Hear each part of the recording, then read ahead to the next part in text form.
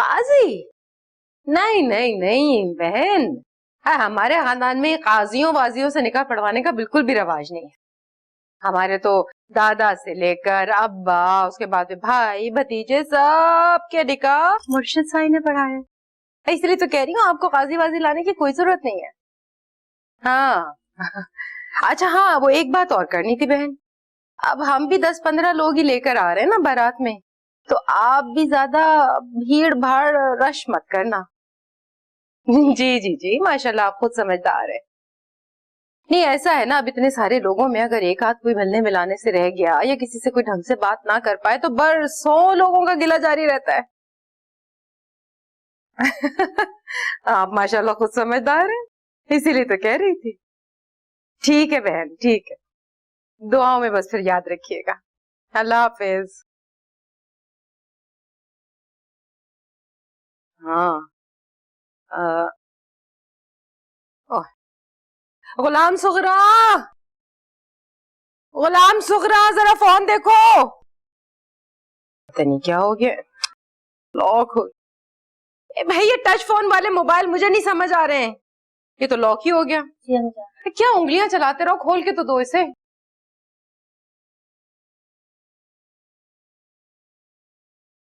शुक्रिया, काम निपटा लिया ना? जी हमेशा।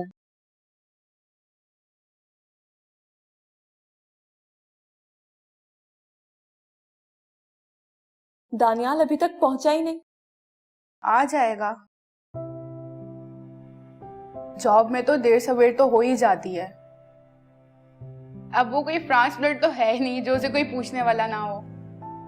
बहुत ही अजीब मजाक किया है। यार तुम भी तो सोग मनाने की आखिरी सरहद पे खड़ी हो।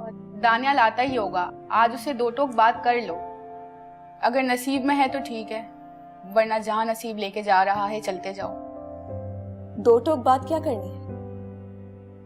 मोहब्बत बीच बोकर बारिश की उम्मीद रखने का नाम है। इसमें हर वक्त होने ना होने की सूली पर चढ़े रहना पड़ता है। लो आ गया दानियाल।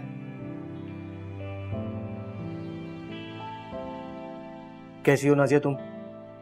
मैं ठीक हूँ, लेकिन तुमने सारा के साथ ठीक नहीं किया। अगर तुम्हारे पास ताबीर नहीं थी तो ख्वाब भी नहीं देखने चाहिए थे।